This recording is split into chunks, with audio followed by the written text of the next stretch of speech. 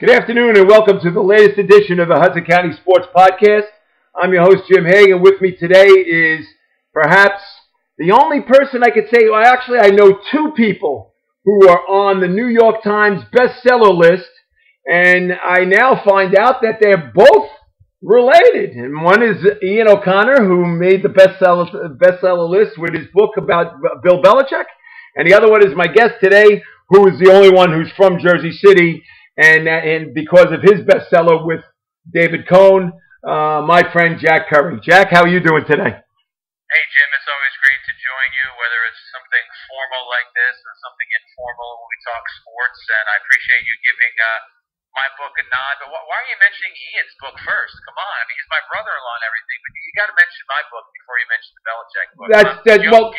Well, your book goes first now because it's younger than Ian's book, and of course I will talk about your book first because number one, I like you, but then number two, his book is about Belichick and I don't like him, and second of all, your book was with Cohn and I love him, so that's Coney and your book will always get a special place in my heart. There's no question.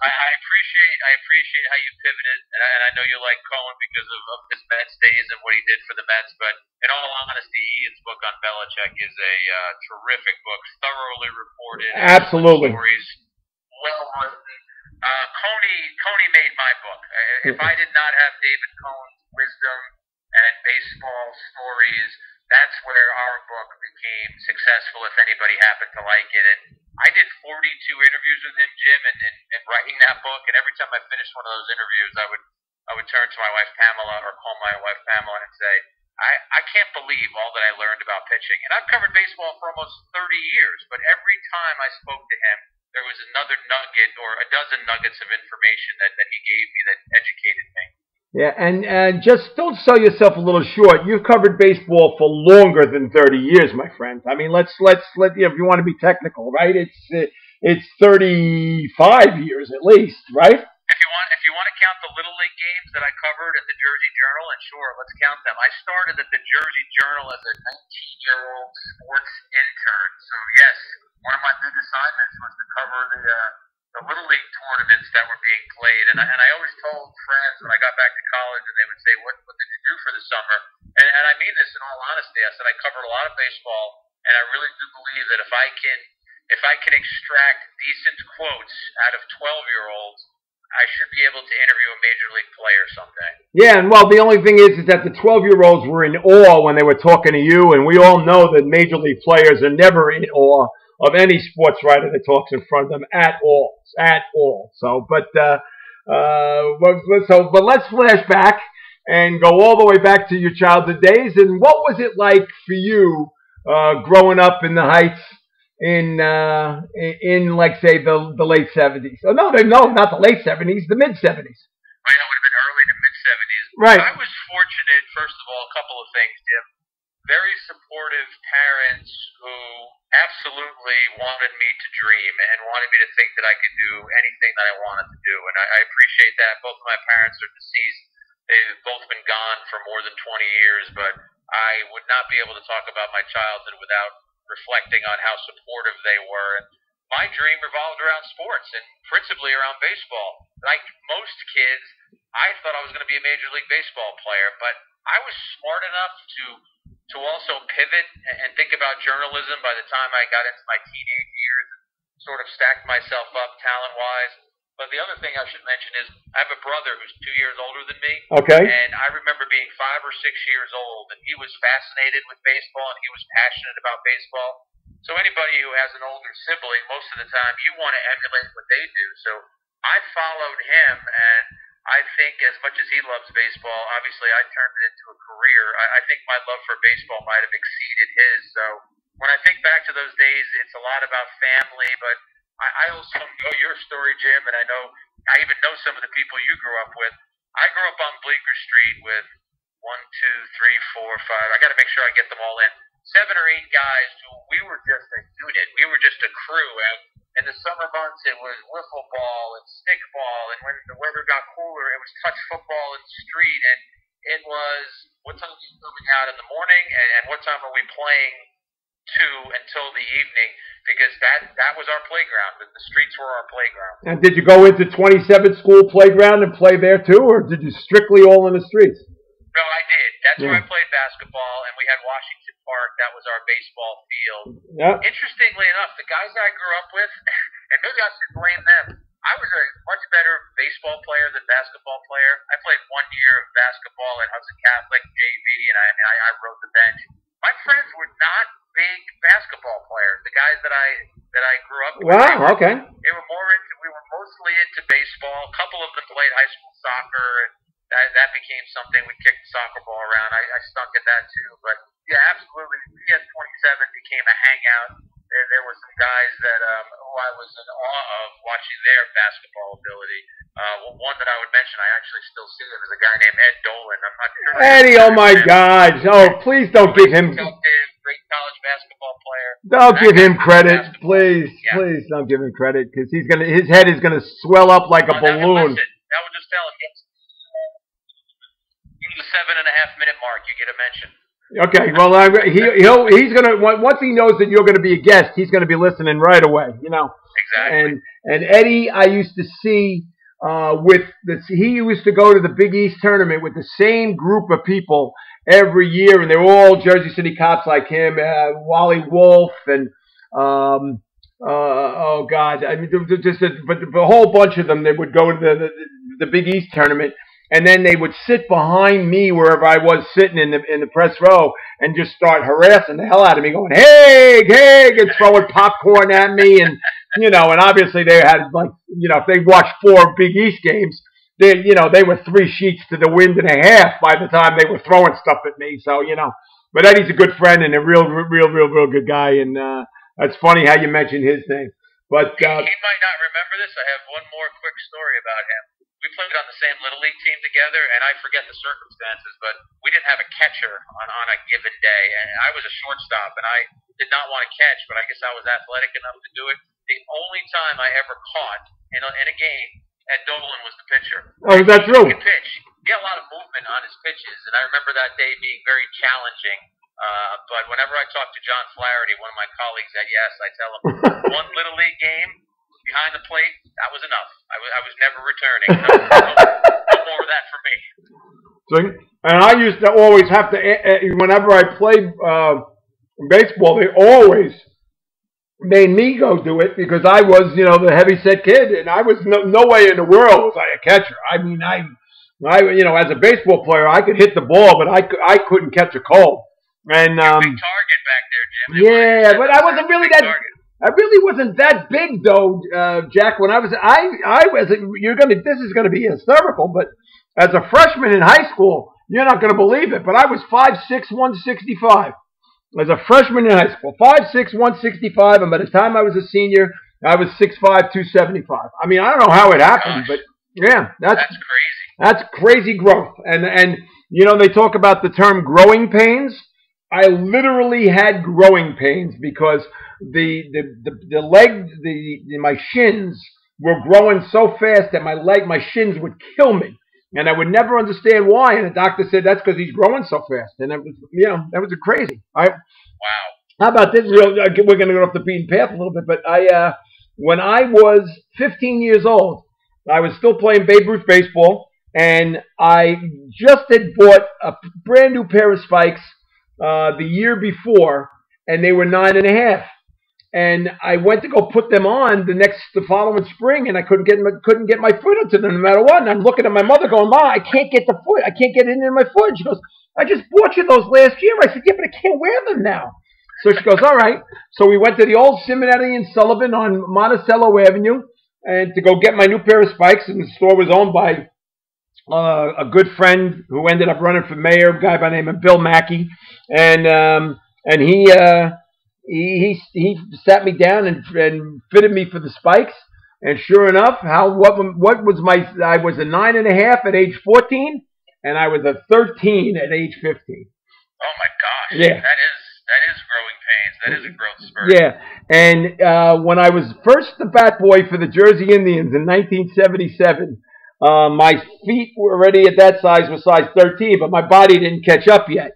And the Jersey Indian players used to call me Sasquatch. My feet were so big, and they used to spend the entire day trying to spit tobacco.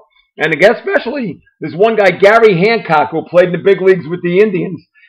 He tried to, all the time, try to spit tobacco on my brand new white pair of sneakers. Because I was Sasquatch in their eyes. So, but anyway, that's funny. Yeah, we got off of the real beaten path there. So anyway, let's go back to you.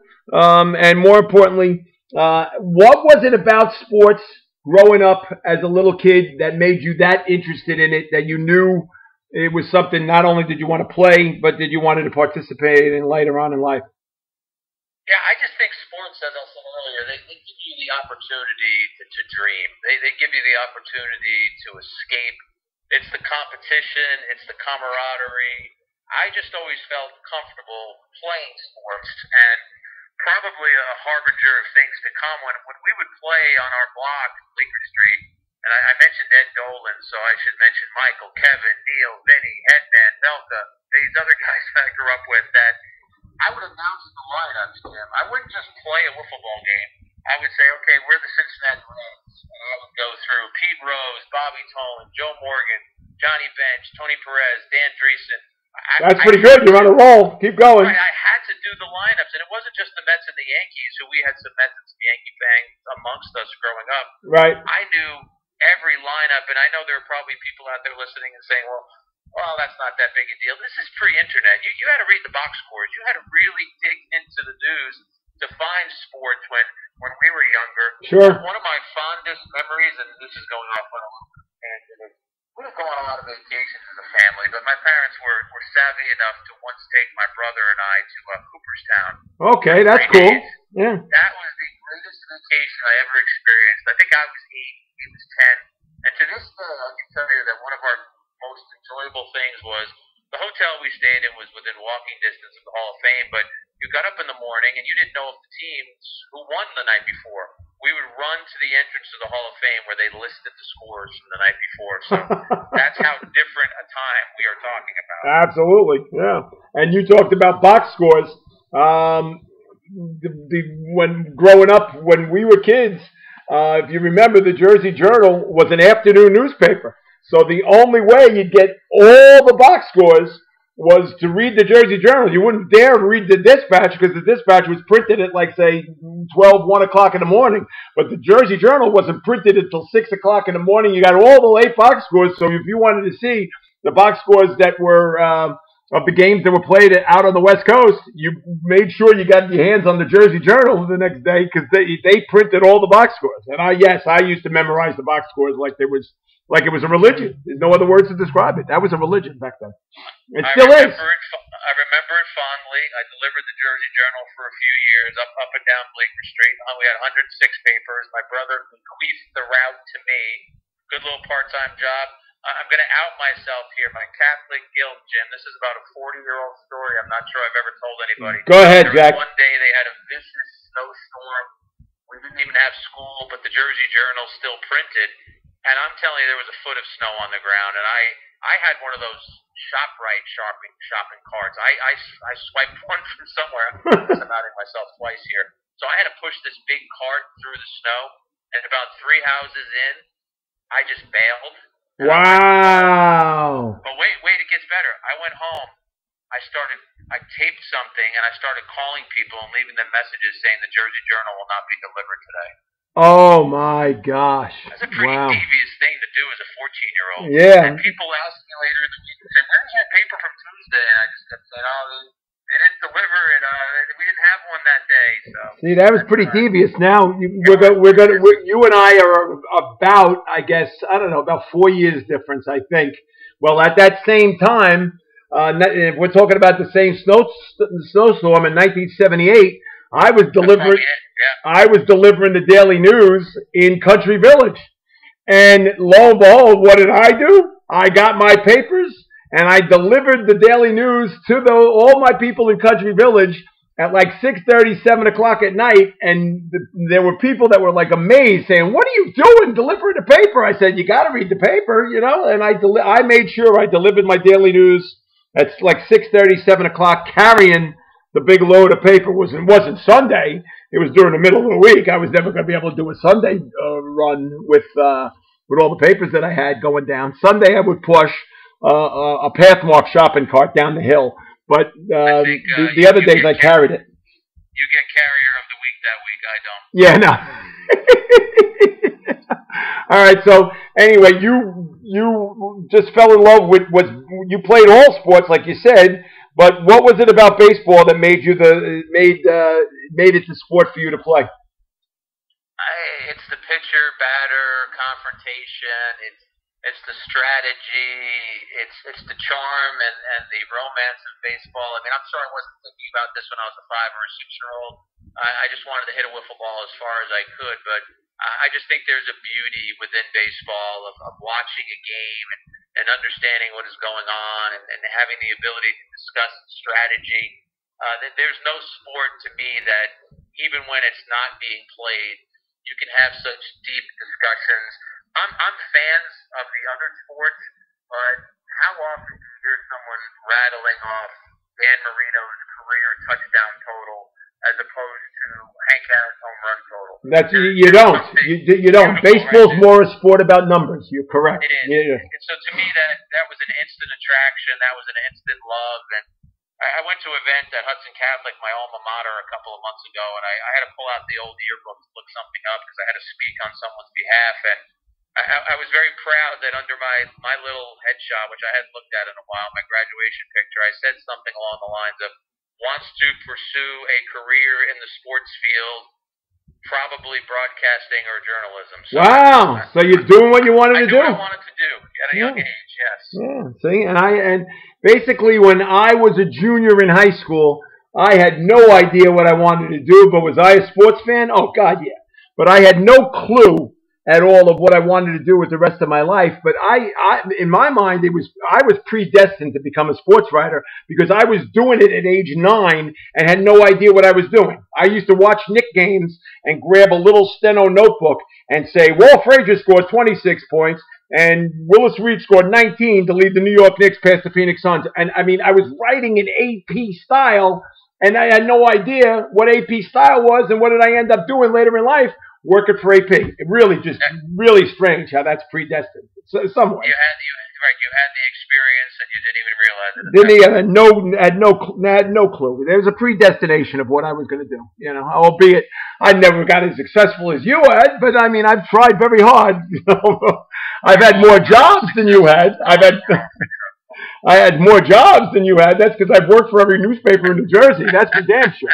You know? That's a good experience. Yeah, very good experience for getting fired a couple of times and getting and being at newspapers when they close. I did that 3 times. I mean, that's just that's a history that you can never have get back to you. There's no question. All right, so you went to where did you go to grammar school? Are you St. Paul's Lacrosse guy? No, I went to St. Anne's. Oh, you went to St. Anne's. Okay. Disbanded a few years ago, but right on Kennedy Boulevard. That was our parish, St. Anne's. Right. Okay. And what a great athletic program that was in terms of CYO, because there was a guy who coached St. Anne's Grammar School baseball for years and years and years, and I can't think of his name right now, but he produced one stud after another in high school, in grammar school baseball. And you have a great recall, Frank Casmessina. That's the name. That's the name, right? Yeah, they had some studs. There was a picture of Tommy Offerman. Oh my God, the best curveball I ever faced in my life was Tommy Offerman. It was terrific. And then one of my close and if you were going to interrupt real quick. Right in the middle of the street, and he would be throwing to his uncle, and he was a few years older than me. We watched this kid, and it was like watching a major leaguer in the way this guy prepared. Tommy Offerman, when I played against him when he was at St. Anne's, and I played for St. Paul's in Greenville, he threw a curveball at me for strike 3, and here's the ball coming at me, and I threw the bat out in front of me and dove in the dirt. And sure enough, I'm laying flat on my belly as the ball is breaking, strike 3. And I then got up and I dusted myself off and I pointed at him and I said, "Thank you." And my coach came back to me and said, "What in the hell are you thanking him for?" I said, "Because I'm never going to look that bad again ever in my life." But Tommy Offerman was a good friend of mine, and another guy who I don't know if you know, and he's going to get a big thrill if we're going to talk about him, is a guy who I went to high school with and was one of my. Was he a lefty? No, he's a righty, and he was just. Dude, right? Redheaded guy. You curly-headed guy, yeah, and he was just as.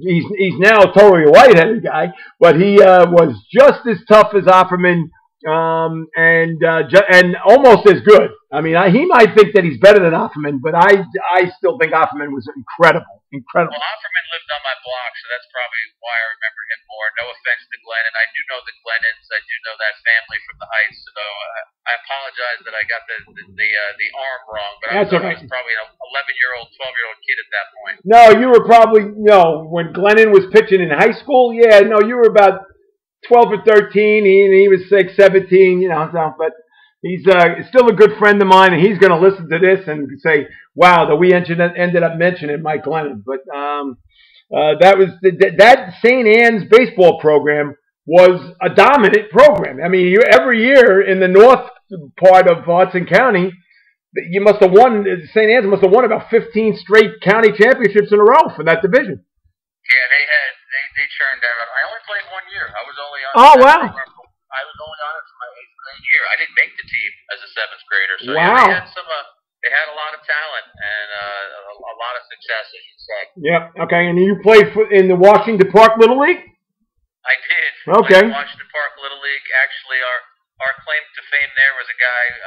He was Kevin Burse then. It became Bierce as he moved up the ladder. But he actually pitched at Old Dominion and in the majors at Dickinson High School, and then he got a cup of coffee in the major leagues with the Cleveland Indians.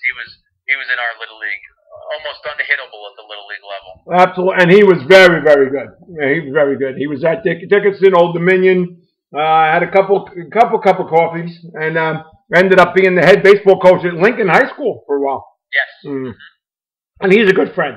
So, but and also Washington Park Little League, which was helped to be organized by the immortal Willie Wolf, and I don't know if there's anybody who did more for kids in the Heights in Jersey City back in the 60s and 70s and 80s than Willie Wolf did. Yeah, I was on his my minor league team was the Willie Wolf Association. We had orange T-shirts. What he did for Little League back then, yes, I absolutely know the name and the man. Total props to him for what he did. And the park is now the Washington Park Little League where they play now has been totally refurbished, but the park is named after Willie. So it's a name that'll live on in perpetuity. And he was just, when I say a phenomenally. Just a great, generous man, and gave so much to the kids of Jersey City. He used to run a Christmas party every year that, there'd be like thousands of gifts, thousands. I mean, it was amazing how he was able to do all the things he did. And my quick Willie Wolf story, how about this real quick, okay? We had a girl who I coached in St. Paul's of Greenville, CYO, who needed a major heart surgery in St. Louis to repair her valve. This is way before, artificial valves and whatever, but she needed to have the valve surgery to have it take place. Girl by the name of Tracy Tulloch. And incredibly, unfortunately, tragically, her son, 19 years old, was murdered last summer in Curry's Woods, just 19 years old and being shot and killed. It's just terrible. But anyway, Tracy needed a heart surgery when she was a kid. She was about, 15, 16 years old and needed to have heart surgery. And I decided that I was going to have a fundraiser for Tracy at the Moose Lodge in Jersey City on West Side Avenue. And I asked Bobby Hurley to come and sign autographs, and he was gracious to do so. And Willie Wolf calls me up and says, Jimmy, if there's anything I can do to help you in this case, I'll gladly do it. I said, okay, Will, whatever you feel like you want to give me. So he shows up at my doorstep 2 days before the event, and he gives me this garbage bag full of memorabilia. And in the middle of the garbage bag is a boxing glove that was signed by both Muhammad Ali and Joe Frazier. And I said, I said, Will, I can't take this. He goes, no, raffle it off. See what you can get. Blah, blah, blah. Whatever you get, it's yours, you know? And it was a whole bunch of Mets stuff and miracle Mets stuff. And Willie was very, very close to Ed Kranepool. And Ed Kranepool used to come and throw out the first pitch at Washington Park Little League all the time or whatever. So anyway, it's the day of the event on that Saturday at the Moose Lodge. And Willie Wolf calls me up and says, I might be bringing a special guest with me to your event. I said, okay, Will, whatever you want to do. Now, I had no idea who he was going to bring. Door opens of the car. Willie comes out on one side. Who comes out of the other side? Joe Frazier. He brought smoking Joe Frazier to this fundraiser for the girl. And lo and behold, my thrill was that I was doing the electric slide that day with Joe Frazier. You know, like. But that's how great of a man Willie Wolf was. God rest his soul. He was a good friend, and I love him dearly, and I miss him. So he's. That's fantastic. Yeah. Talk about a reach to be able to bring Joe Frazier. Joe Frazier, the heavyweight champion of the world, to the Moose Lodge on West Side Avenue. You would never think. So, all right. So you got a good basis in baseball from your background at St. Anne's. And then what was it about Hudson Catholic that made you want to go there? Did your brother go there before you? Yeah, my brother went to Hudson Catholic, so obviously that was probably the deciding factor. I mean, at that time when I was a teenager, the choices for me were Hudson Catholic or St. Peter's Prep, and I don't think I would have made a bad choice in either one. But I mentioned all those guys previously too that I grew up with, and actually I think 6 went to Hudson, 1 went to Dickinson, 1 went to Prep. So it was my brother, my family was my mother was comfortable with that school, and I really think it was the brother thing that pushed me there more than anything. Okay. Did you have any inkling at all about Joe Rocky Pope before you went to Hudson Catholic? Did you know him? Did he know you? Did he recruit you? I wouldn't say that I was some great athlete or recruited or anything like that. I mean, I got cut my freshman year trying out for JV baseball. I played JV sophomore year. I played varsity junior and senior year. But by then you were good. Hey, I heard a little bit about him from Tommy Offerman. Okay. I know a little bit about him from them, and yeah, he was an imposing and an intimidating figure. But I also think there was a little bit of the bark was worse than the bite with Rocky. That was always the way that I viewed him. Okay, and I asked now, and this is also now the Hudson. It shouldn't even be called the Hudson County Sports Podcast. It should be called the Hudson Catholic Sports Podcast, because I've had both Spinarkle and O'Corin on before you. But I asked both of them. Now they're both a lot taller than you. Did you ever get close enough to Rocky to smell his breath and like? The idea of that cigar, that was disgusting. I mean, like, he didn't smoke it, but it'd be in his mouth the whole damn day, and it'd be, like, in pieces by the end of the day. And, like, how disgusting was it to be that close to Rocky? Yeah, I was practicing social distancing back then. I wasn't trying to get too close.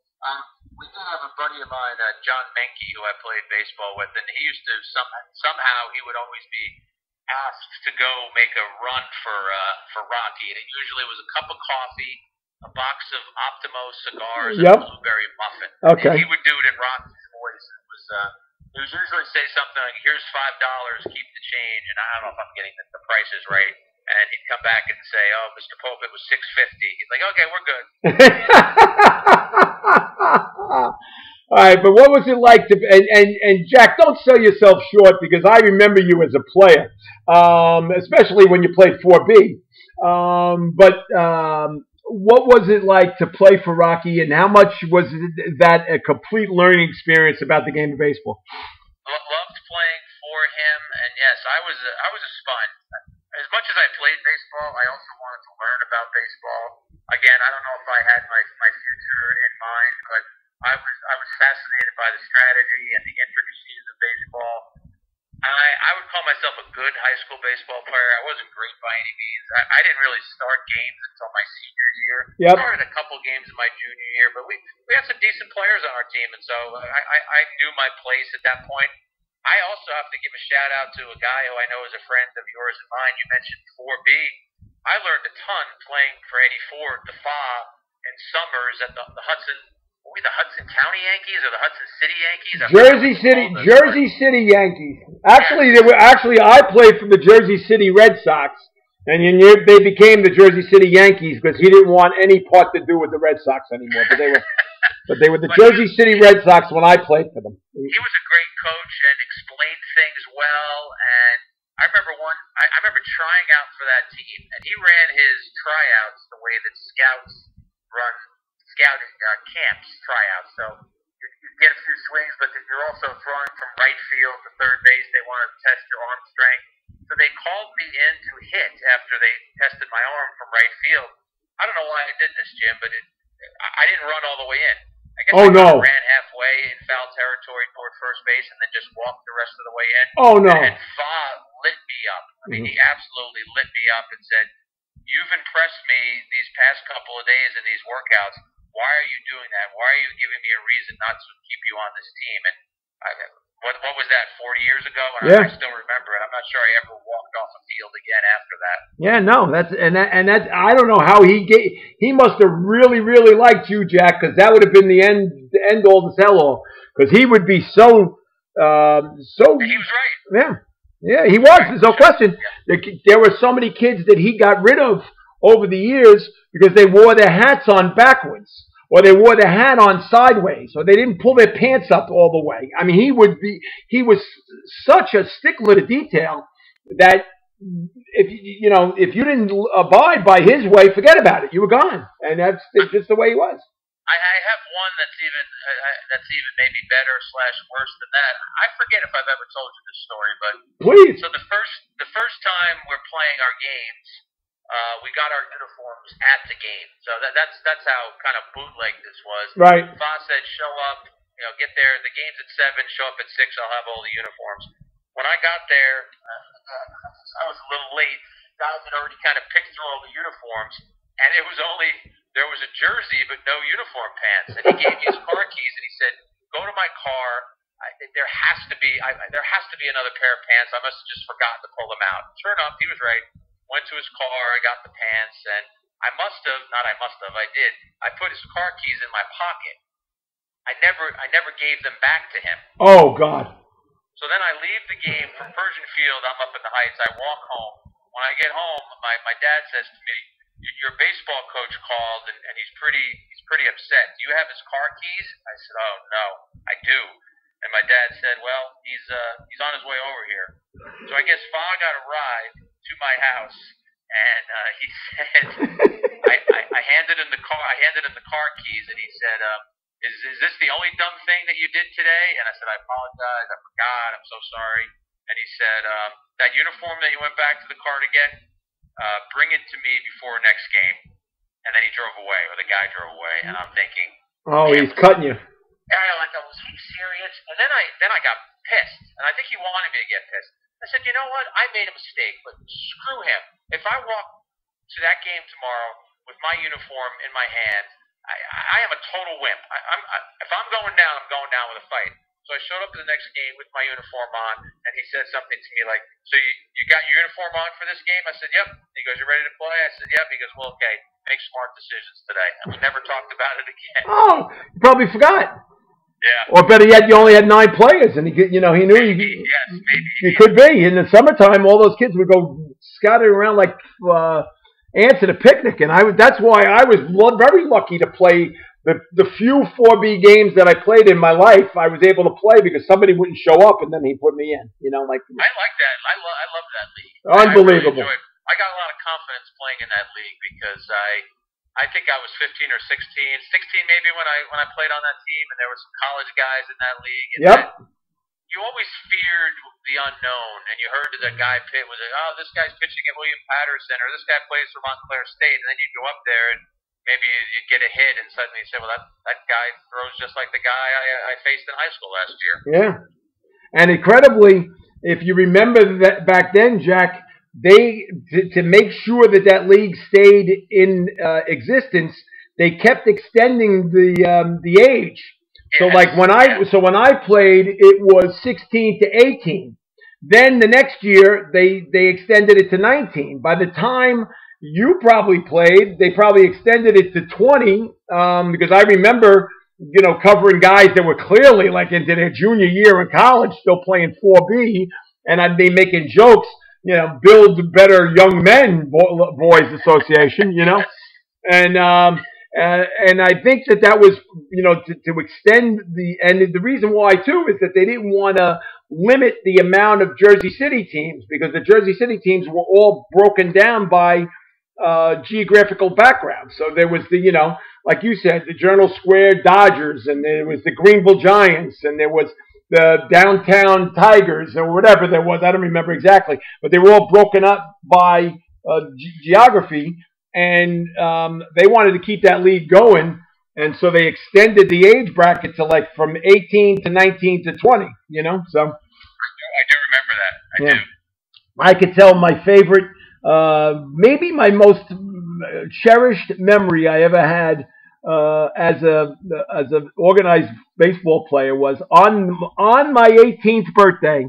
The Fa let me play, and by then he wasn't Fa, he was Mr. Ford. But on my 18th birthday, he said somebody made a comment that it was my birthday, and he says, today's your birthday? I said, yeah. He goes, then you're in the lineup. You're batting third. I said, oh, okay. Then I played first base and batted third. We played Secaucus at Kane Stadium against Jeff Bittiger.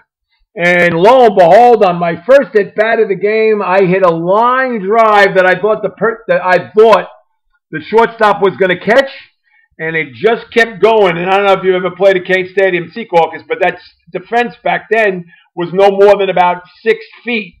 And the damn thing just kept carrying, and it went out. So I hit a home run off of Jeff Bittiger. I could see I hit a home run off a Major League pitcher. Off a Major Leaguer? Yeah. That's pretty darn cool. I never played at that stadium, but I'm familiar with it. So, yes, wow, good for you. I'm on my 18th birthday. So, and the only reason why he let me play is because it was my birthday. And I remember I used to play for the Greenville Giants, and I got traded to the Red Sox, the Jersey City Red Sox, the team that the Fa coached. And this was the beginning of our relationship. I knew of him, but I didn't know him personally. And I got traded to that team, and he knew of me working with the Jersey Indians. So he took me, and I asked him, I said, why did you take me on your team? He goes, because I knew you could keep score. And that's the only reason why he picked me on the team, and I played for him for 3 years in 4B, and the only reason why he took me is because I could keep the book. That was the only reason. So. Oh my gosh, that's funny. Yeah, that's it. He gave you an honest answer. That's true. It's the truth. And it led to perhaps the most amazing relationship I've ever had in my existence. I can't even, like, when he passed away, somebody from the Jersey Journal called me and said, how would you best describe your relationship with Ed Ford? And the reporter asked me that question. I went, I don't know. That's an incredible question. I don't know how I would describe my relationship with him. It was, it was father to son. It was brother to brother. It was adversarial to, we were adversarial because we worked for different newspapers. It was coach to player. It was employee to employer. And more importantly, it was somebody who I loved dearly. And that was the one thing, is that every single time, no matter how bad, how heated the conversation got, I always ended every single conversation with, I love you, Fa. And he goes, I love you too. And that's how we'd end every single conversation, including the day before he died. That was my last conversation I had with him, and it ended that same way. So he was just, I can't describe 35 years of a relationship with somebody else like I had with him. He was an amazing man. So yeah, I agree. I agree. Yeah. And I know how close you were with him, and we all miss him, and his impact will remain because he had an impact on you and me and hundreds of others. Oh God, and they all and still do. His team his team now has disbanded, which is unfortunate. But the summer team that he organized, still to this, until about a year ago, kids that played for that team would be saying, boy, I miss Mr. Ford, and I miss what he's done. And there's still some kids that are playing pro baseball. Sal Mendez, who's in the Texas Rangers organization, still constantly comes up to me and says, you know what, Mr. Ford is the one that taught me that trick to how to snap the curveball with the towel, and he did that trick. And I say, yeah, Sal, and that's something that'll learn with you, keep you forever and ever and ever. You know, so he's Exactly. great man. All right, so you graduated from Hudson Catholic and you went to Fordham. And what was it about Fordham that made you want to go there? I had three schools that I was considering. It was Fordham, Temple, and Syracuse. And when I walked on the campus of Fordham, it just felt like home. I even told my mom at the time, I said, this is where I want to go. Yeah, well, in the main quad, it looked like a college. Yeah. Beautiful campus. Loved the radio station. Vin Scully had attended Fordham, and you heard a lot about that as you were asking questions about the radio station. I wanted to live away from home, but I didn't want to be 6 hours away. I liked that I could get from Jersey City to Fordham in an hour or less if I needed to get home. There were just so many qualities about it that felt like it was a place that was for me. And I mean, in hindsight, it was. I met some of my greatest friends in my life at Fordham and had a great experience there. I wouldn't change anything about it. I actually went back to school 2 weeks ago, maybe 3 weeks ago, before this all started to hit, and spoke to a class. Right, John Cirillo's class. Felt like I had been there a lot more recently than 30 years ago. So I found the right school for me. Fordham was a perfect place for me. Okay. Now, everybody knows you now as being, you know, the voice of the Yankee pregame show, but you were not always a broadcast person. You were at first, for the first, 20 years of your career, you were in print journalism. And you said a little bit, you hinted about the Jersey Journal, and is that where you first got? Was that your first job? Was working at the Jersey Journal as a college kid? It was three summers. I worked for the Jersey Journal. Worked with some really quality people there who gave me a lot of ability to I won't say have free reign, but they gave me the chance to grow there. Sure, go out and cover this, write what you think you need to write, and they'd edit stuff if it needed to be edited, but a lot of times I would write something and they would say, hey, this works, this is a good lead. And now, was Harvey the boss then, or no? Harvey, there was a sports editor, George Corologis. George Corologis. God rest his soul. Was, again, very serious, but also was you did something well. You appreciated getting a compliment out of him. Wayne Witkowski, Mike Rowan, Mike Hogan, I worked with all those guys. I appreciate all those guys. I tell people all the time, Jim, I'm sure you get this too. So I worked for the New York Times and I worked for the YES Network. That's what people mostly know me from. And I'll have this kid who will say, well, I want to do what you did. I want to do it. How do I get to that point? Working at a place like the Jersey Journal when you're young, that is a fantastic place to work. I got to write every day. I got to write 2 and 3 stories a day.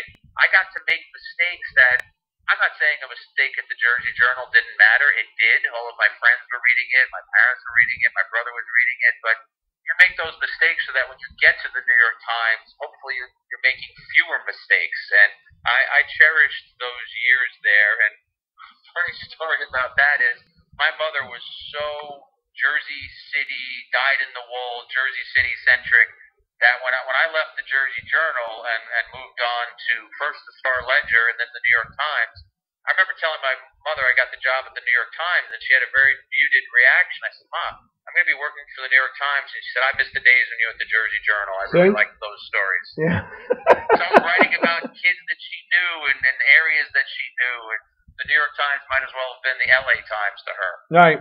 There's no question. Hey, my father was gone by the time I started writing, but my father's favorite newspaper was the Hudson Dispatch. It was like we got it delivered. We got the Dispatch delivered to my front door every morning, and the funny story used to be would be like he'd go, Helen, don't let the kid read the paper before me, because she knew if I got the paper before he did, it was never going to be in the same condition. And still to this day, a broadsheet paper I could never read back the same way. I always fold it the wrong way. It's just habit. So my father used to so my father wasn't around when I got to write for the Hudson Dispatch, but the sense of pride that came from my neighborhood when they found out that I was working for the Hudson Dispatch, it was amazing. It was just, like, oh my God, that's Jimmy Hague. He's working for the Dispatch now, yeah, that was the biggest amount of pride I ever had in my life, was that I was working for the Hudson Dispatch. You would think I was working for, like, you, the New York Times. So how did it was and that stays with you. I know talking to Cirillo's class at Fordham, some of the kids asked me how I got started in journalism, and I actually started a school newspaper in my elementary school. We didn't have one. I had a smart teacher who guided me in that direction. That moment when people see your byline and start talking about things that you have written, there's nothing greater than that. That must be the equivalent of a baseball player at a professional level getting a game-winning hit or hitting a home run, because people are acknowledging your work and talking about what you've done, positive, negative, middle of the road. There's an adrenaline rush from that. No question. I agree. I agree with you wholeheartedly there. I always have said that no matter what the publication is, if my name appears on it, then I'm going to have a sense of pride, because the first thing they read is the byline. It's the first thing you see as you go down the page. And if my name appears to that article, I want to make sure that it looks good, and especially if my picture appeared to it. Oh, geez, I better make it look good. So there was a huge sense of pride that was involved with it. All right. So anyway, you said that you went from the Jersey Journal, but you didn't go to the Times. How did you end up getting to the Star Ledger? And that's a pretty big jump to go from the Jersey Journal to the Star Ledger. Well, Newhouse owns both publications. Right. So I think the folks at the Jersey Journal have given me a pretty nice appraisal to the Star Ledger. And you know this. I don't know if I want to clutter your viewers. Well, no viewers at all. Thank God there were no viewers. No, go ahead. So I put the Star Ledger on my resume. The Star Ledger at that time, and maybe they still do, there was a separate division that covered high school and college sports. So I actually never set foot in Newark. I was in the Star Ledger offices. You worked in a satellite office that was in Springfield, New Jersey. Oh, so you worked for Dorf? I worked for Dorf. So did I, and so did Ian. So all three of us have Dorf on our. On the same day. Yeah. No, never on the same day. That's my way of saying that it was a very nice jump, and I was very happy to be there. But my goal was to cover professional sports, so I would determine that I'm going to be really good, as I can be at writing high school and college sports. But I really want to cover professional baseball, so I need to try and use this as a launching point. Be really good here, but try and do my best to move on. And about a year at the Ledger, I ended up getting the job at the Times. Oh wow! So you were very fortunate. But see, we all have that in our background. All three of us work for Dorf Feature Services in what's the address? 1 Mill Lane in Mountainside, New Jersey. We've all have that. So they must have moved. Yeah, they became a bigger organization. But I spent 14 years of working at Dorf, which was the Star Ledger, and mind you, I was able to cover some pretty big stuff for the Star Ledger. I covered the Knicks and the Nets, and did a whole bunch of different things through Dorf, through my 14 years with Dorf Feature Services. So that's fantastic. Yeah, I was pretty much college sports, high school sports in the year that I was there. Probably the biggest thing that I ever covered for them was maybe Rutgers college football, I think. Wow. Okay, I don't know why, but I was able to cover it all for Dorf. Good for you. Yeah, no, but I knew that this was like the sign of my journalistic career, is that yes, they sent an Irish Catholic boy from Jersey City to cover the Maccabiah games at the Meadowlands. That was like the telltale sign that I was covering the Jewish Olympics at the Meadowlands. That's when it doesn't get any better than that. So all right, so you went from Dorf to the New York Times, and at that point you probably said to yourself, and were you covering the Yankees right away at the Times? No, that's the thing, and I'm glad you asked that. And this is what I try and remind young journalists when they ask about this. When I was hired at the Times, I was hired in something called the writing program. They hired you as a young, potentially talented writer and said to you, you're going to work 40 hours a week doing clerical work. Oh, boy. Doing research, going to get food for people. On your off hours and your off days, you can try and write, and you can try and report, and you can pitch stories to us. But your main job is going to be as a clerk. And they emphasize that, and they reinforced that, and they said, listen, you're probably not going to get anything in the paper for a few months because you've got to prove to us that you can do the clerk job. Okay. I thought that risk was worth taking. I thought it was, hey, it's the New York Times. I'll get there. I'll get my foot in the door. I'll figure out a way to make this work. And I did, but Jim, it was not an overnight success story, so to speak. It took 2.5 years. 2.5 years. Wow. Before they finally said to me, you're a reporter now. I went from news clerk to news assistant to reporter trainee, where I had a 2-month stint where that's pressure. They are grading everything you write on any given day. You don't want to make a mistake. And then from reporter trainee, you're on probation for another 6 or 9 months. Oh my God! It was a gauntlet. They made you. I don't think they do that anymore. But at that time, when you were young, and I got there when I was 22 or 23, they made you work and they made you prove that you were New York Times worthy. And who was the sports editor at that time? Joe Vecchione? Joe Vecchione. Right. Well, good man. I like Joe. I like Joe a lot, and he came real close to hiring me. Real close. What year? Oh boy, 85, 86, somewhere around there. And I took the test, and then they found out that I only wrote on a 7th grade reading level. Get out of here. Oh, I swear. And that was it, because Vecchio wanted to hire me because I was, I was from Jersey City, and he was from Union City, and he went to St. Peter's College, and, so I had all these different ties together. And when I took the test, I wrote on a 7th grade reading level, and that was it. It was done. Oh, my goodness. I never Oh, knew that story. yeah. Yeah, the two times I got really close to getting hired by the New York newspapers. That was one, and then the other one was in the Post, and the Post was, I'm going to say, right around 87, that realm there, and they decided at that time that they had to hire either a minority or a female, and for the union, for whatever the Post was paying at that time, I think it was $8.18 a week.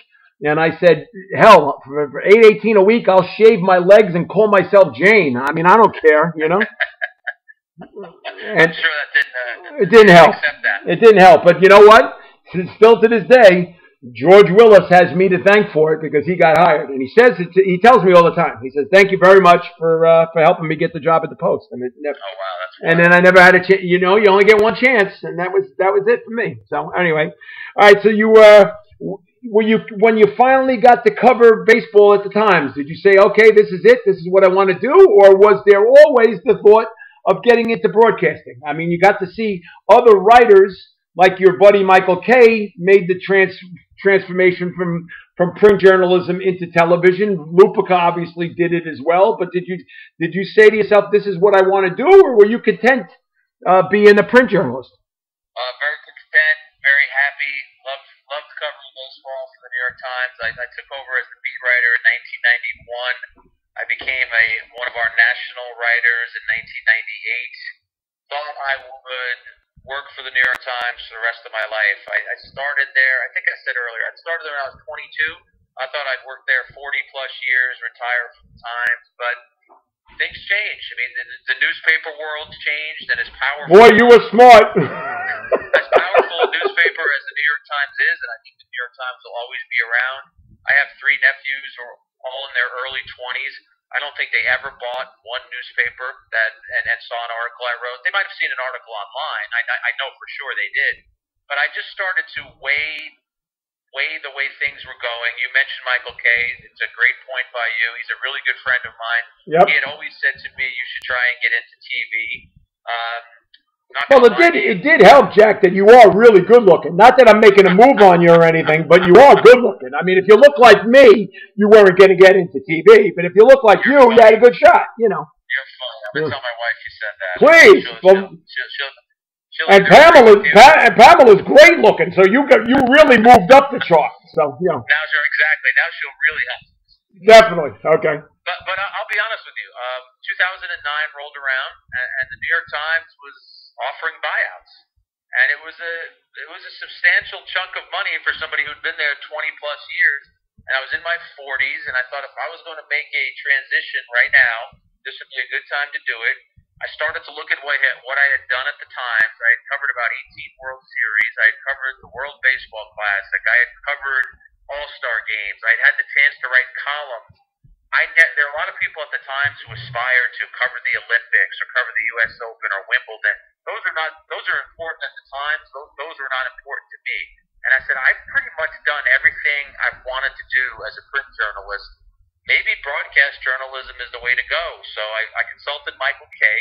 Actually ended up having a meeting with his agent at the time. Oh, really? Okay. Yeah, See, now there's something I never knew. Go ahead. He said to me, you will get a job in TV. I promise you. I guarantee you that. I said, well, you can say that, but how can you guarantee that? He said, I've made some cold calls already. And I said, all right, well, I'm going to take this buyout. And you're guaranteeing that I'll get a job. And he said, yes. And he didn't lie, Jim, because after I took the buyout, I had interviews with ESPN, MLB, SNY, and the YES Network. Wow. And YES, by far, was the most interested and was just the best fit. I had done some Mets coverage in my years at the Times when I was a national writer, but right. I really was comfortable and knew the Yankees a lot better. And we ended up being able to have a marriage out of there. And I really feel like I've had two dream jobs at the New York Times and at the YES Network. Yeah. And then how has that transpired or better yet, like transformed in the fact that it first started out as you being just a regular reporter to now being, the pre and post game analyst, and obviously you're not just taking a microphone and interviewing people. You're giving your thoughts and your ideas of what's going on in the game, and how important has that been to be able to watch that I guess transformation is the best way to describe it. Going from right. the It's been fantastic. It's shown a lot of confidence in me, and I truly appreciate that. I've got a great boss, John Filippelli. Everybody just calls him Flip. And when he hired me, he said, I want you to take what you did at the New York Times and just turn it into TV form. Now, by that, you're taking maybe a 900-word article, or a column, take those 5 or 6 points that you think are the most important from those 900 words and come up with a few 30-second sound bites, because that's what you're going to have to do in TV. You can't sit there and speak for 3 or 4 straight minutes, nope. Maybe like you and I can on a podcast. Here's a great story I want to tell you, and keep going. Things have got to be short. Things have got to make a lot of sense. And I appreciated that they had the confidence in me to do that. And yes, they hired me as a reporter, but my first assignment was on the pregame and postgame show with Bob Lorenz. It was Bob beside me, and that's when you got hired. You went right straight to the desk, right straight to the desk with Lorenz. Straight to the desk with Lorenz. Wow. Kim Jones was the clubhouse reporter at that point. Okay. Marakovitz is now. And right. Lorenz is the most selfless guy I've ever worked with. He makes life so much easier for you. He wants you to have a better show than he did, which you can't say about many people in life. Not in that business. No way, Jack. No way. And we've got a great producer, Jared Boschnack, who puts together a great format.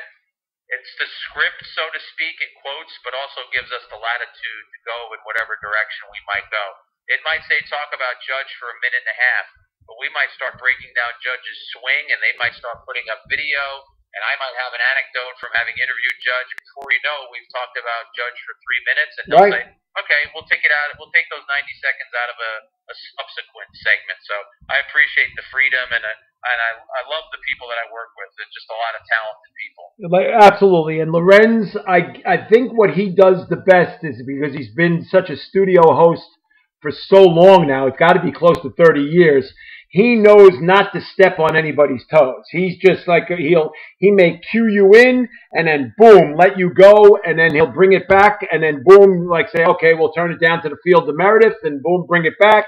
He is the quintessential professional, and you can see that the two of you have such a great relationship with each other that it comes through the screen. You could see that you guys get along with each other so well that if you didn't get along with each other so well, and you didn't like each other, you could pick that up in a heartbeat. But it's not the case. He seems very astute of you to say that, especially Bob's ability to act like he's walking through a 70-degree sunny day when there's actually a storm brewing. There could be chaos going on in the set.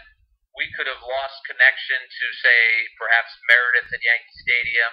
We might not have video ready or an interview ready.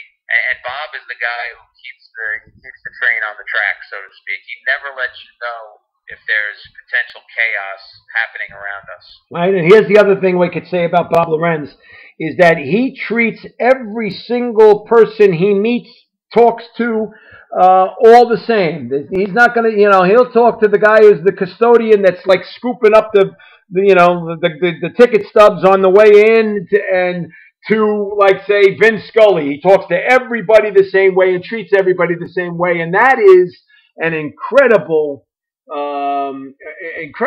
personality trait that one person can have, to be able to treat everybody the same way and get along with everybody. I don't know if there's a person that says a bad thing about Bob Lorenz. Yeah, totally agree. Yeah. Totally agree with you about that. And I miss working with him and Jared and Kay and Flaherty and Meredith. So we hope that baseball, and I believe it will, return soon so that we can all get back to doing what we love. Yeah, well, don't speak too highly of Kay because his head is too big to begin with as it is, And you could tell him I said that. Maybe he might listen to this. Who knows? And how about this? Talk about turning Jersey City on its ear and doing it with the YES Network.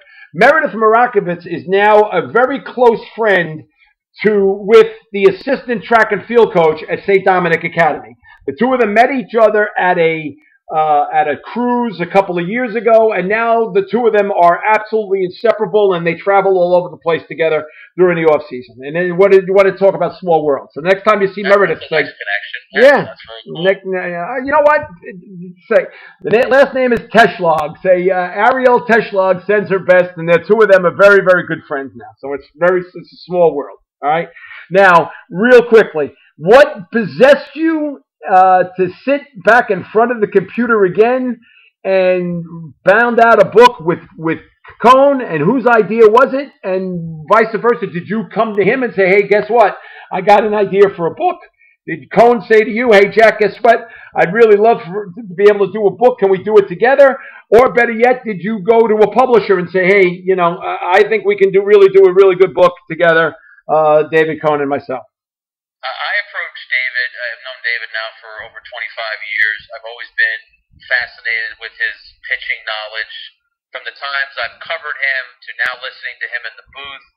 And quite honestly, I missed writing.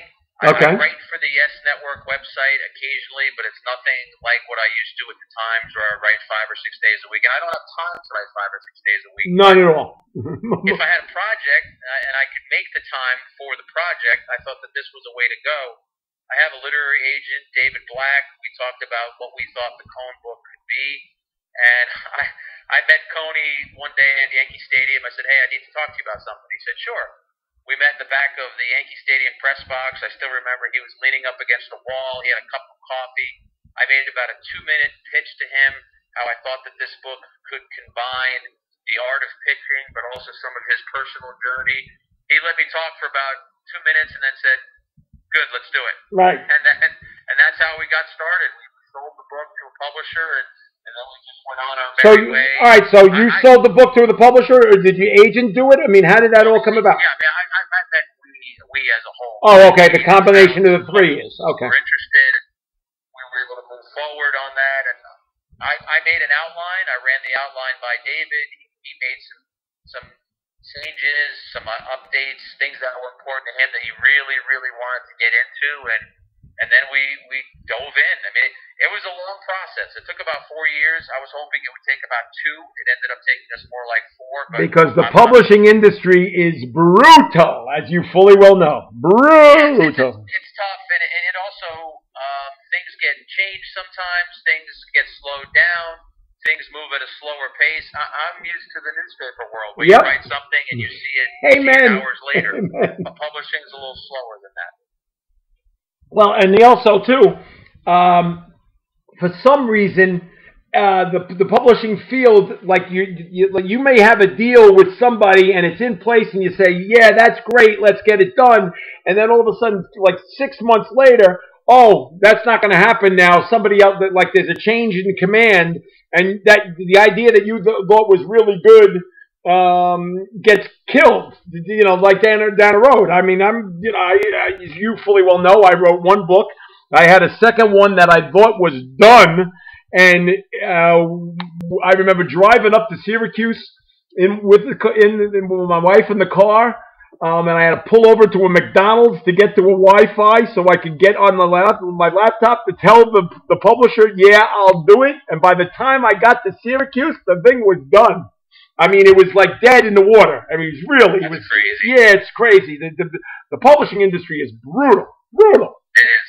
It really is. Yeah, so that's why you... I did a book with Jeter 20 years ago. Oh, that's right. Yeah. 20 years to do this one with Colin. So, yeah, it's it also hangs over you. Books are great when they're done, but I'm not going to lie to anyone who has never written a book. If you think you want to do one and you want to sit down and actually put your time and your effort into it, it's an undertaking. It's a lot of work, and there were times where I would feel I'm not sure I can go out to dinner, or I can't go to that party, or I can't go for a run right now because I need to use that time to finish chapter X. And it's both a thrilling and a very fearful way to kind of lead your life. Without question. And for me, I thought I was going to be able to do mine came to, the Penguin Books came to me to say that they wanted to do a book about Braddock to coincide with the movie Cinderella Man coming out. So they said they approached me. I said, okay, fine. Put a contract in the mail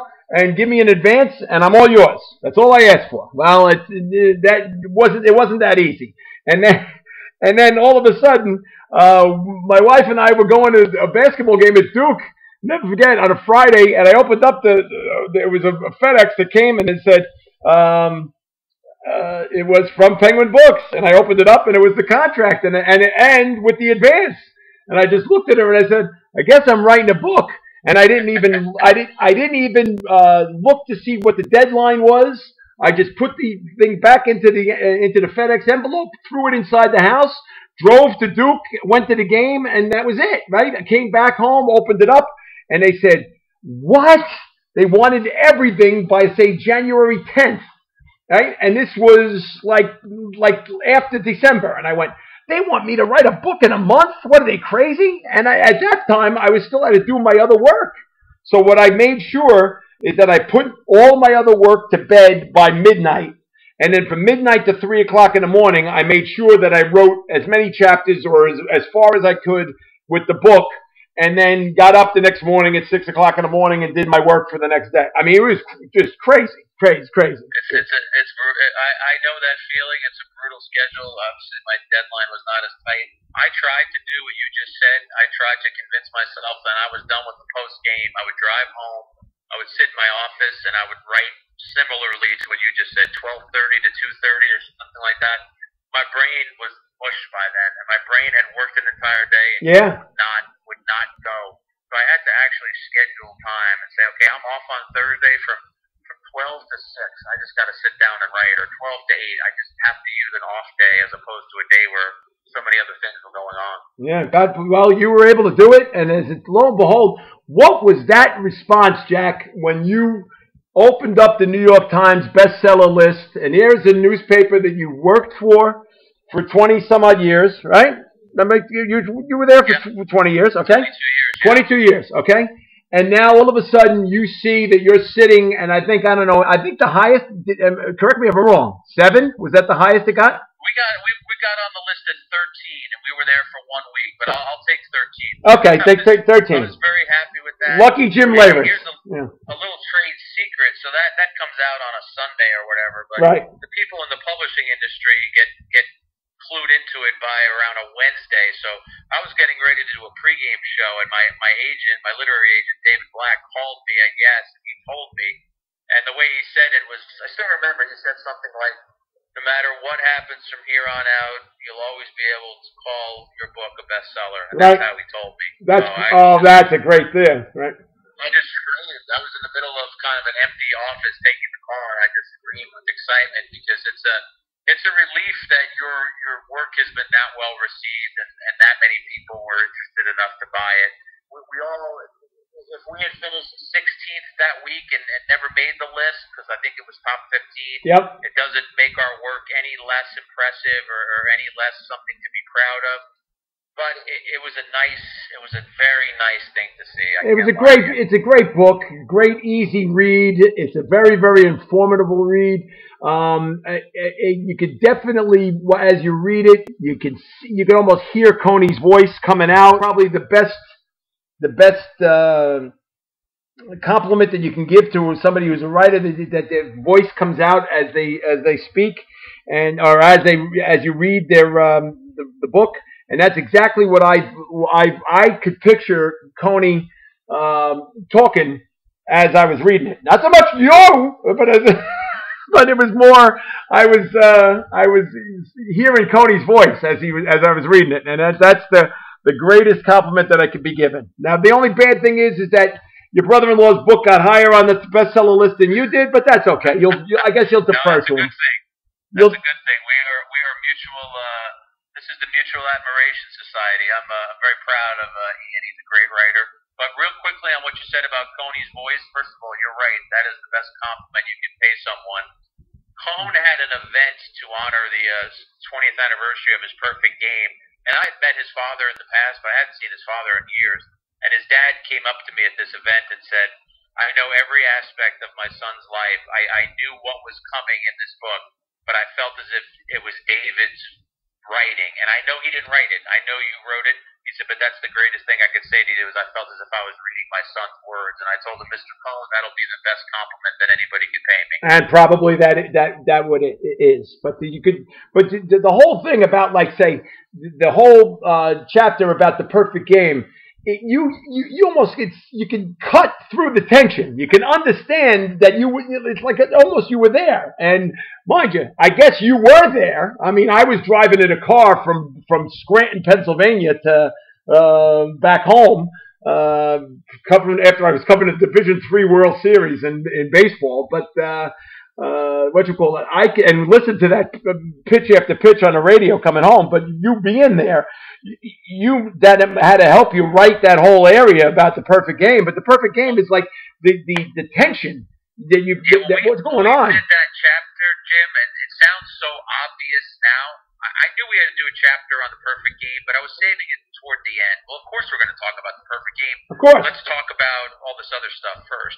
My wife, Pamela, is actually the one who said, why don't you and David sit down and watch the game and go over it pitch by pitch and get him to reflect on it 20 years later. What a great idea. It made so much sense that I feel like an adult that I hadn't thought of it. And then on top of this, what made it better is the day David showed up, I said, when's the last time you watched this from start to finish? And he said, I never have. Oh, my gosh. I've seen bits because YES Network plays it all the time. Right. So then I had that going for me, and it was great to have him sitting in my house watching this, just to, like you said, relive it. There was I'm going to forget who it was. I think it was Wilton Guerrero. There's a ball in the first inning that could have been a hit. Absolutely. And makes this sliding catch in right field. I mean, that thing had double or triple written all over it. And you're watching it off the bat, and even though I know he pitches a perfect game, I'm thinking, is O'Neill going to get there? Is O'Neill going to get there? And he did. He got there. Yep. Yeah. It was just an incredible. It's a really, really great piece of work, and you must have been really, really proud in the finished product.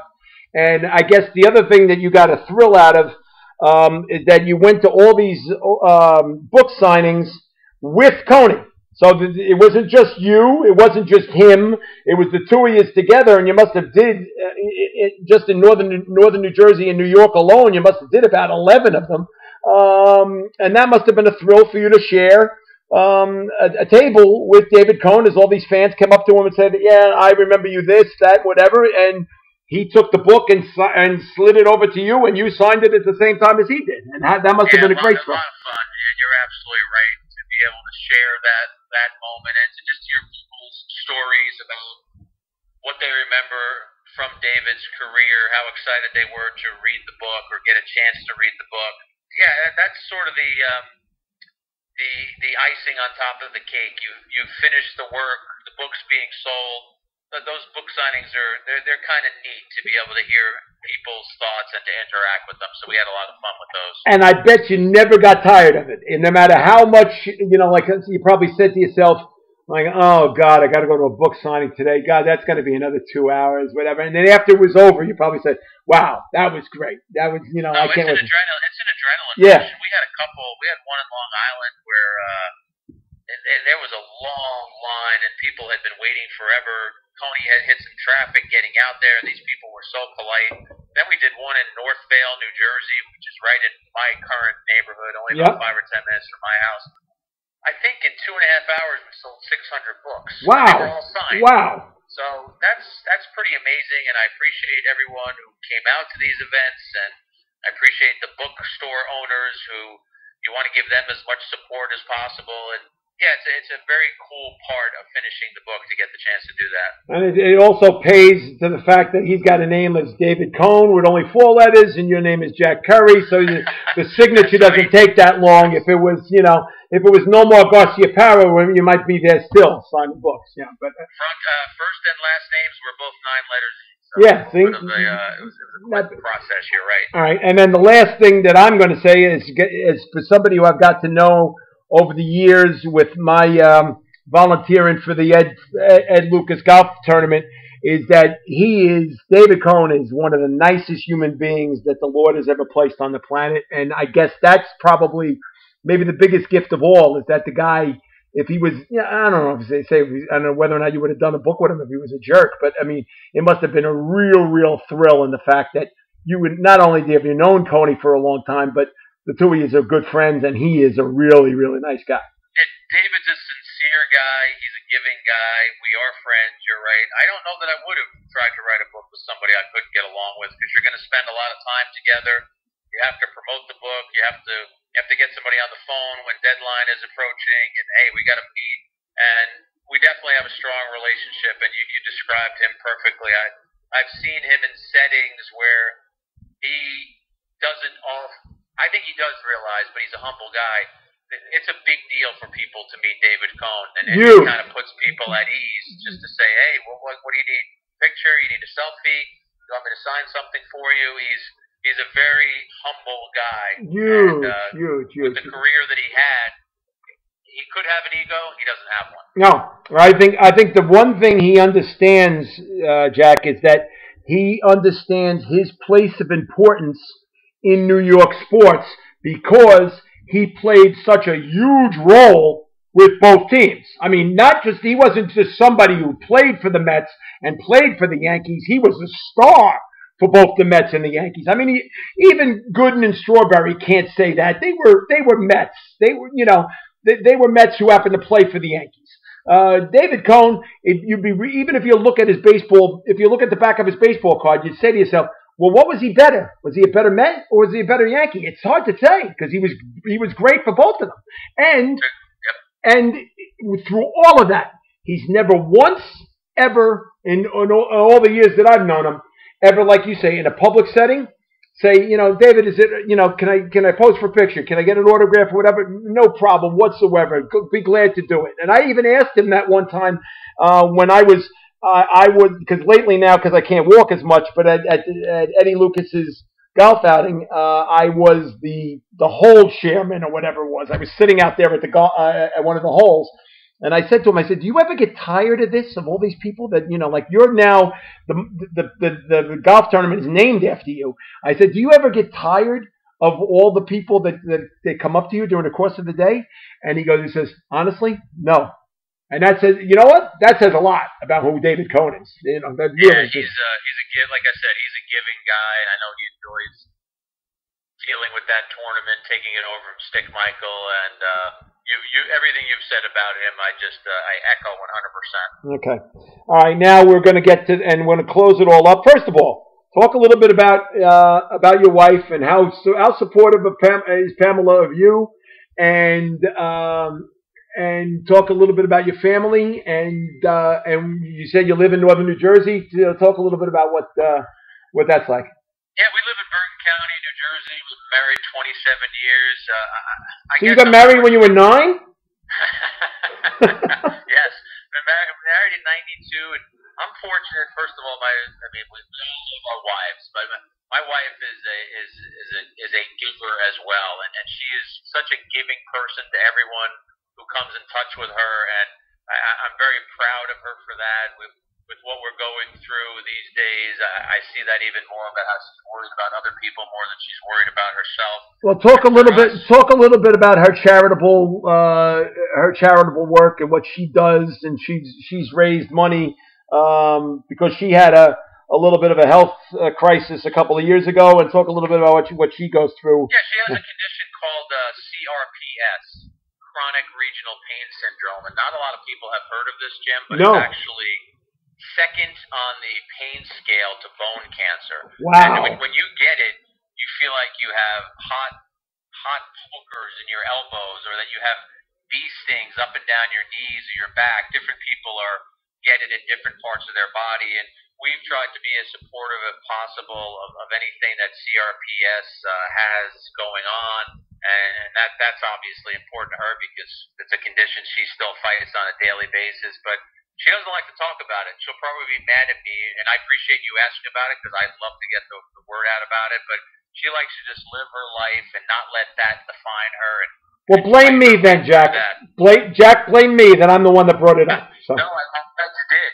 Okay. It's just part of who she is, and she fights her way through it. We've met some wonderful people through mutually having to deal with this and giving advice on how do you get through it. But it's just a very, I don't want to turn this into a medical show, but it's a very weird condition because the temperature and the climate and precipitation impacts it. And if she's in 80-degree weather with 80% humidity, she's fine. But if she's in 50-degree weather and it's rainy, her symptoms might crop up even more. Wow. So, but we are blessed because she's able to still live her life to a great extent and do the things that she wants to do. And what I was going to say earlier is I'm very, very fortunate that she's a baseball fan because there's a lot of baseball swirling around in my world, and I'm very happy that she is interested in the things that I write. She's interested in the things I say on TV, and I'm probably also fortunate that we met while my career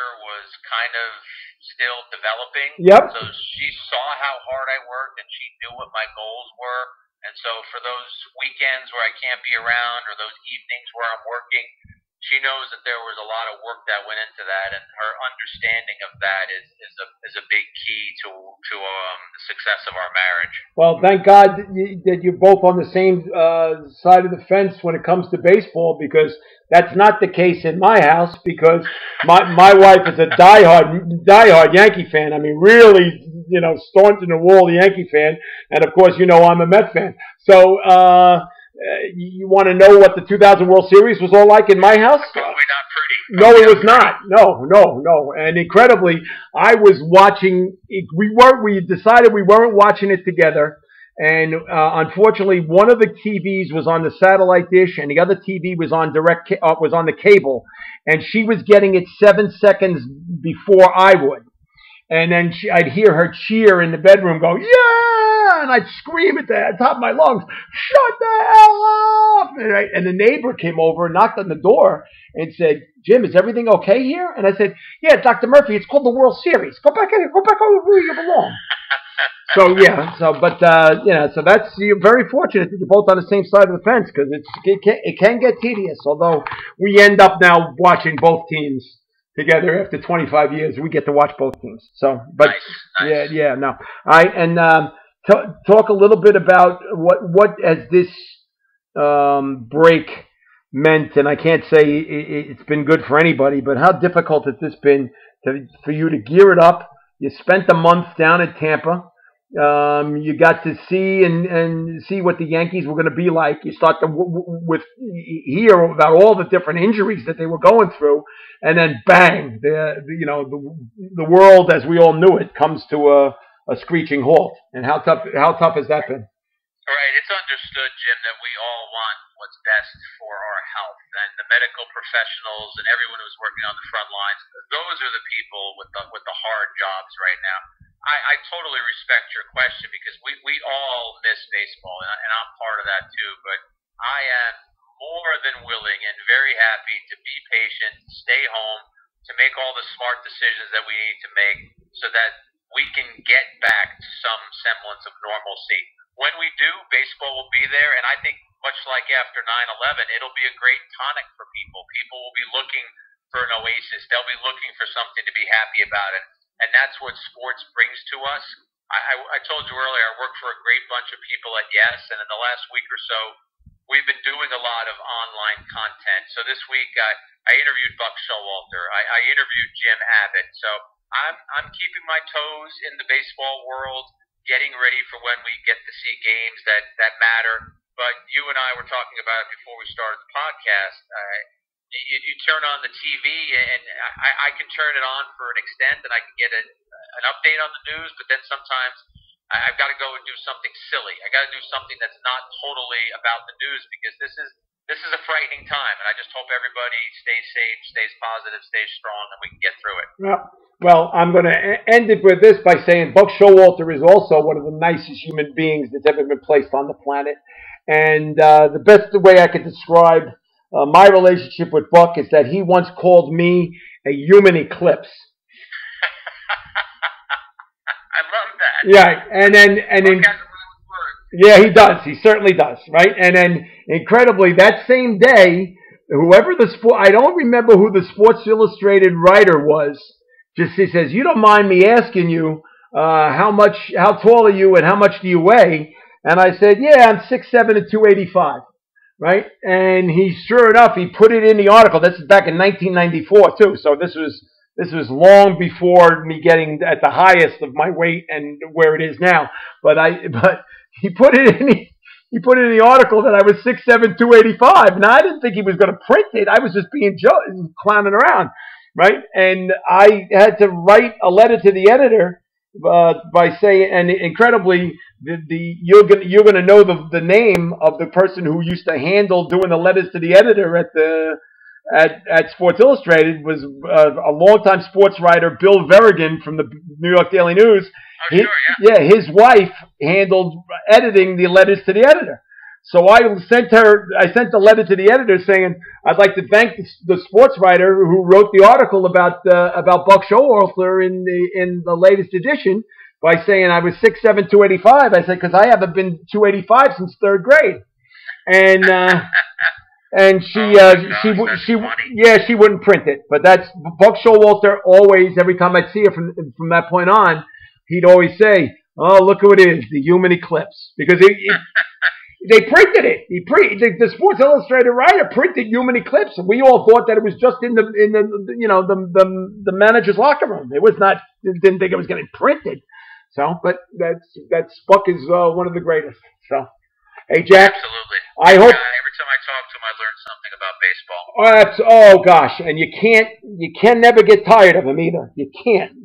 And I was hoping that he was going to get a chance to be back on the field, because there is nobody who's a better manager than Buck, especially handling the 25-man roster. He plays the 25-man roster better than anybody else in baseball, by far. And he should be managing in baseball. It's a crime that he's not.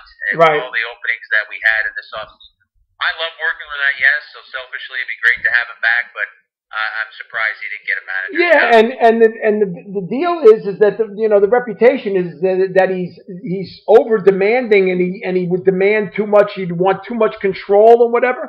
And I wanted to say, well, did they bring him in and ask him what he would do? I mean, I think he would do anything to get another chance to be back on the field. I agree. I think he would bend a little bit. Buck's always going to be Buck, but right. I think you take his wisdom and his expertise and you work with it, and you figure out a way to make that work. Yeah, no, absolutely, no question. And although you know that nowadays, whether or not Major League Baseball is going to ever pay to have somebody like a Buck Showalter in the dugout again, but then again, they paid Joe Girardi and they paid Dusty. Girardi and Madden got paid. Right. Yeah. So who's to say? I mean, Buck is Buck. He's just a class in my eyes. So, and Buck, I first met Buck in Jersey City when he played for the West Haven Yankees against the Jersey Indians. How about that? There you go. Yeah, that's where it all stems from. Hey, Jack, I really appreciate it. We were supposed to only be on for an hour. It's an hour and a half, and, we just kept rolling, like I said. So I really appreciate you. It's my pleasure, Jim, and thanks for doing this. You are the Hudson County expert. I love being associated with Hudson County and with this, so I appreciate that you asked to have me on. It's my pleasure. Just like talking over a couple beers at a bar. It really was. We'll do that again soon. Absolutely. I hope so. Just for people who haven't gotten the book yet, which they're all about, I've got about 13 people in Hudson County that haven't bought the book yet. But what's the name of the title of the book? And it's with you and David Cohen. What's the name of it? Yeah, it's called Full Count, David Cohen and Jack Curry. You can still find that on Amazon. We actually have a paperback version of it that's coming out in May, but the hardcover is out there now. If you're interested in audiobooks, Coney did a great job with the audio, and he's got a great voice and explained a lot of what happened in the book throughout the audio. If that's something that you're interested in, and yeah, that's where you can find that book. Beautiful, and hopefully it won't be on the discount rack anytime soon, like Braddock, The Rise of the Cinderella Man, which you can buy for 7 cents on Amazon today. Yeah, I hope we stick around a little longer. Yeah, absolutely. Jack, a pleasure talking to you. Thanks so very much, and I hope we're playing baseball very, very soon. Thanks a lot, Jim. I'll talk to you soon. Thanks so much for having me. And that was my friend Jack Curry, who Hudson County through and through, Jersey City Heights, and Hudson Catholic. And yeah, no, we're having too many Hudson Catholic people on this show. But we'll even it off. And I want to give a special thanks and shout out to my executive producer, Johnny Haig, my nephew, who helped me put this all together. And without him, there would be no such thing as a Hudson County Sports Podcast. And it is growing in terms of views and in terms of listens, and it keeps getting better and better every single day. So I appreciate everybody who listens and sends their comments. And please, feel free, give me a comment, whatever you want. You can reach me at Ogsmar, which is OGSMAR at AOL.com.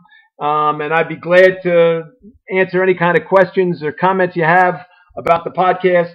And we look forward to seeing you again soon. And again, this is Jim Haig with the Hudson County Sports Podcast signing off. Thanks so very much for listening. We'll see you again soon.